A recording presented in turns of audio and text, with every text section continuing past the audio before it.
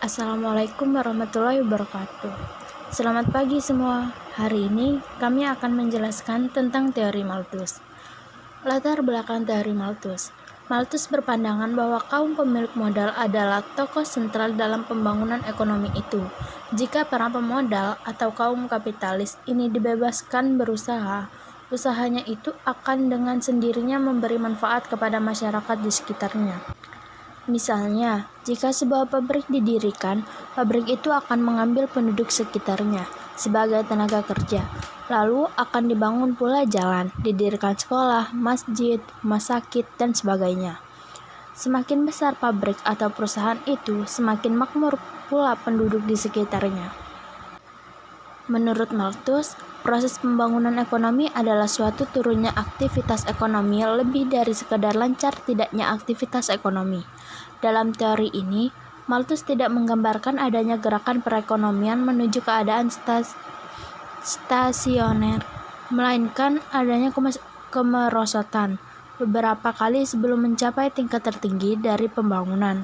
Pertumbuhan penduduk dan pembangunan ekonomi. Menurut Malthus, pertumbuhan penduduk adalah akibat dari proses pembangunan.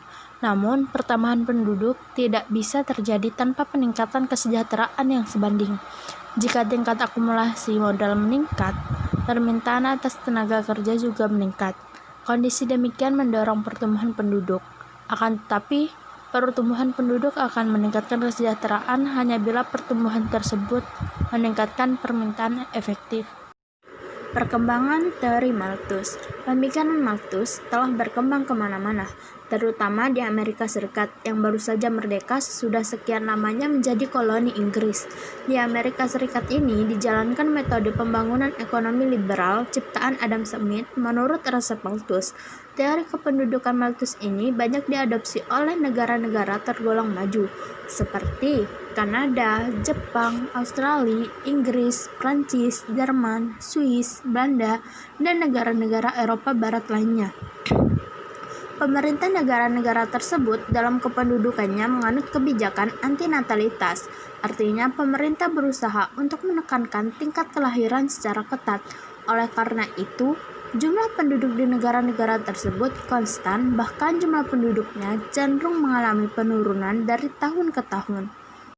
Teori Malthus mengatakan jika laju pertumbuhan pendudukan itu seperti deret ukur dan laju pertumbuhan pangan seperti deret hitung, yang artinya laju pertumbuhan penduduk lebih cepat dibanding laju pertumbuhan pangan, dan dampaknya dalam jangka waktu panjang manusia akan mengalami krisis sumber daya alam dan berebut untuk mendapatkan pangan jika laju pertumbuhan penduduknya tidak ditekan. Pengekangan perkembangan penduduk. Menurut Malthus, harus ada pengekangan perkembangan penduduk. Pengekangan tersebut dapat berupa pengekangan segera dan pengekangan hakiki.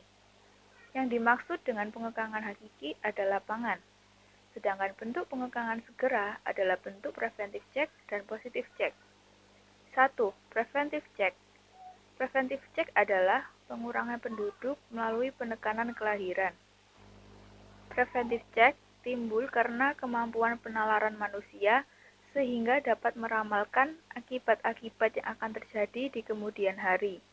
Preventive check dibagi menjadi dua, yaitu A. Moral restraint, pengekangan diri, adalah segala usaha mengekang nafsu seksual. B. Vice, yaitu pengurangan kelahiran, seperti abortus, penggunaan alat kontrasepsi, homoseksual, dan pelacuran. 2. Positive check. Positive check adalah pengurangan penduduk melalui proses kematian. Apabila di suatu wilayah jumlah penduduk lebih besar daripada jumlah persediaan pangan, maka dapat dipastikan akan terjadi kelaparan, wabah penyakit, dan lain sebagainya, sehingga dapat dipastikan tingkat kematian akan semakin meningkat. Positive check dibagi menjadi dua, yaitu A. Vice, kejahatan, adalah segala jenis pencabutan nyawa sesama manusia seperti pembunuhan anak-anak, infanticide, pembunuhan orang-orang cacat, dan orang tua. B. Misery, kemelaratan, yaitu segala keadaan yang menyebabkan kematian seperti berbagai jenis penyakit dan epidemi, bencana alam, kelaparan, kekurangan pangan, dan peperangan. 2. Prinsip dasar. Dalam pandangannya, Malthus menyebutkan 2 prinsip dasar, yaitu 1. Sumber daya pangan merupakan suatu keharusan bagi manusia untuk dapat menjamin status kelangsungan hidupnya. 2. Hubungan antar individu laki-laki dan perempuan akan selalu ada sebagai salah satu upaya manusia untuk melanjutkan hidupnya. Kelemahan. 1. Malthus tak yakin bahwa ilmu pengetahuan dapat mempertinggi produksi bahan makanan dengan cepat. 2. Malthus tak menyukai adanya orang-orang miskin menjadi beban orang-orang kaya. 3. Malthus tak membenarkan bahwa perkembangan kota-kota merugikan bagi kesehatan dan moral dari orang-orang, juga mengurangi kekuatan dari negara. Saran Malthus untuk meningkatkan pembangunan ekonomi, antara lain, A. Meningkatkan faktor ekonomi, dengan cara 1. Pertumbuhan berimbang perekonomian dibagi menjadi 2, yaitu sektor pertanian dan industri. Kemajuan teknologi pada kedua sektor yang membawa pada pembangunan ekonomi. 2. Meningkatkan permintaan efektif. Adapun langkah-langkah untuk meningkatkan permintaan efektif, yaitu A. Pendistribusian kepemilikan tanah secara adil. B. Memperluas perdagangan internal dan eksternal. C. Peningkatan konsumsi tidak produktif. D.